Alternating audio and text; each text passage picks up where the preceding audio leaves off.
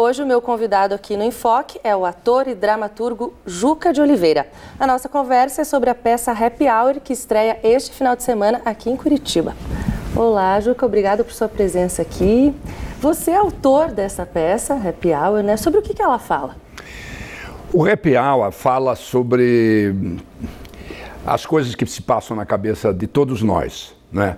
O que é o Happy Hour? O Happy Hour inicialmente é uma reflexão que eu tinha sobre um tema e que o Jô acabou lendo essa reflexão como se fosse uma anotação para uma peça. E falou, eu gostei disso, você tem mais? Eu falei, eu tenho centenas disso. Então ele falou, vamos fazer uma reunião e discutir, você faz uma leitura desse negócio. E lá reunimos o pessoal que sempre participa dos nossos papos, a Nene Ravacha, Maria Adelaide Amaral, Caruso, Jandira Martini, e fizemos uma leitura, né? E Denise Fraga, fizemos uma leitura e o pessoal adorou. Então o Jô falou, então vamos fazer um espetáculo sobre esses temas. Porque como eu escrevo peça, cada peça é um tema. Mas nessa tinha um monte de tema, só dava para usar um cada vez. Então o Jô queria usar todos. Então nós acabamos discutindo, elegendo os temas e acabamos ensaiando durante 5 longos meses e nasceu o Happy Hour. O que é o Happy Hour? São discussões, um papo, como se eu estivesse num botequim conversando com as pessoas amigas. Porque em um determinado momento da minha carreira, eu pensando para quem eu estaria escrevendo, eu me dei conta que nos últimos 50 anos eu passei mais tempo na companhia do espectador do que com a minha própria família.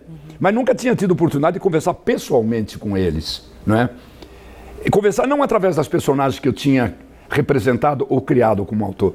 Coisas que se passam, as besteiras que se passam na minha cabeça.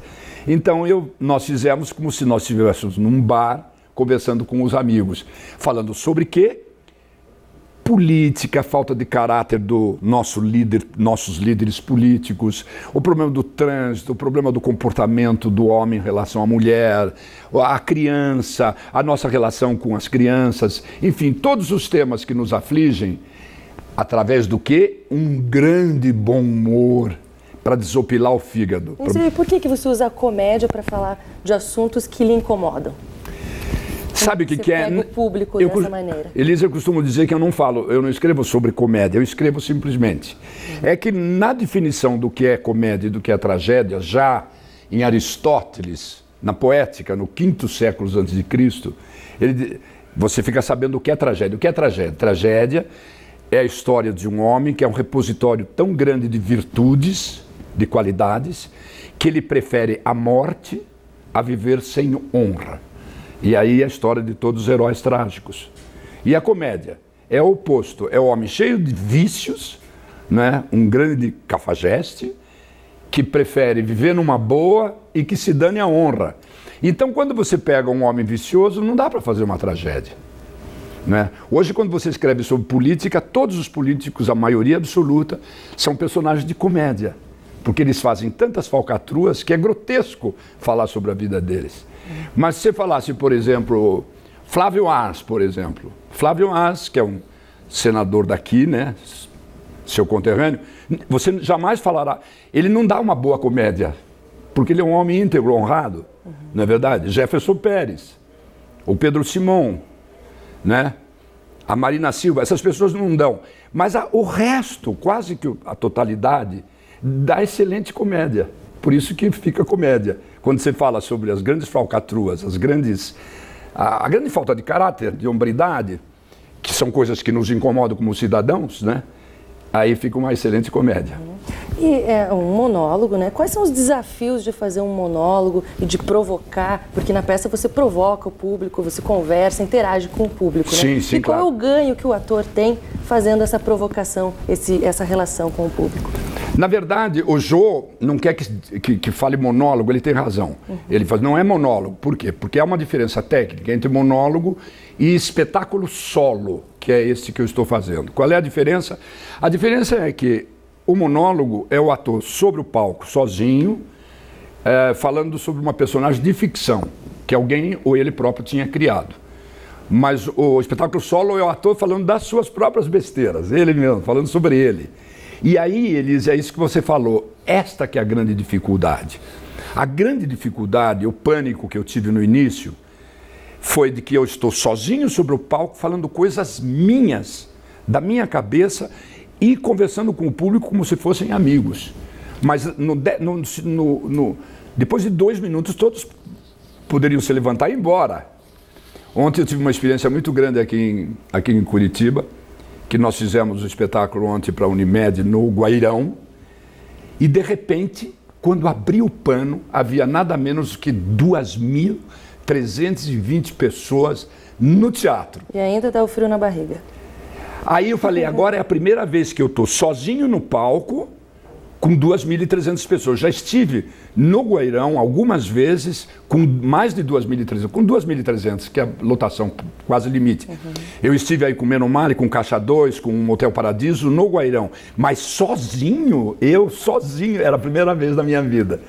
E deu um friozinho, mas foi um delírio. Foi a coisa mais extraordinária que aconteceu na minha vida e que eu vou repetir agora no Teatro Fernando Montenegro. E o que você quer? Sexta, sábado e domingo. E que tipo de reflexão você quer gerar no público com a peça Happy Hour?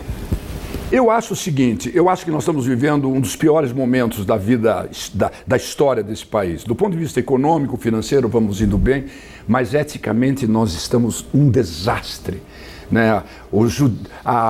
O legislativo é um desastre, a história da absolvição dos corruptos, né? A leniência com os criminosos, né? O judiciário é péssimo, absolve quem não deve e condena, aliás, condenar quase não se condena ninguém, e todos são subservientes ao governo central, quer dizer, não existe harmonia entre os poderes, não tem legislativo, judiciário e executivo, existe apenas o executivo, como se nós vivêssemos numa monarquia absolutista, em que o nosso presidente é o monarca absolutista. Então isso é péssimo para nossos filhos, para nossos netos, porque de repente nós não sabemos para onde estamos indo. Então, por que falar sobre isso? Porque a responsabilidade é nossa. Nós falamos sobre o terror que é o nosso Senado Federal, né? A Câmara Federal também, a quantidade enorme de pessoas que não deveriam estar lá. Mas nós os pusemos lá. Nós somos os responsáveis. Agora nós tivemos Elise é um exemplo lindíssimo das mulheres. Eu adoro as mulheres. No Irã, elas se organizaram numa sociedade muito fechada, religiosa, elas são oprimidas, né? E, no entanto, através da internet, elas se organizaram uma oposição ao governo ditatorial, e ganharam a eleição. Não levaram, mas ganharam a eleição. Então eu tenho uma grande esperança de que nós repitamos isso no Brasil e que as mulheres tomem as rédeas dessa necessidade de dedetização, né? de limpeza da nossa política nas próximas eleições, já que nós homens não estamos dando conta desse negócio. Então por quê? É a minha responsabilidade como autor, como escritor, como ator, chamar atenção. A função social do ator é melhorar a sociedade, tornar a sociedade menos predadora, mais gentil, mais solidária, mais altruísta e demonstrar aquilo que está acontecendo. É minha responsabilidade que as pessoas olhem e falem, meu Deus, nós temos que mudar. E eu acredito que se mude, mas com a ação da sociedade. Nós os botamos lá e vamos tirá-los de lá. Bom, agora eu gostaria de falar um pouquinho sobre o Juca, dramaturgo, escritor, autor. Você, quando está escrevendo, às vezes você desempenha dupla função, ator e autor.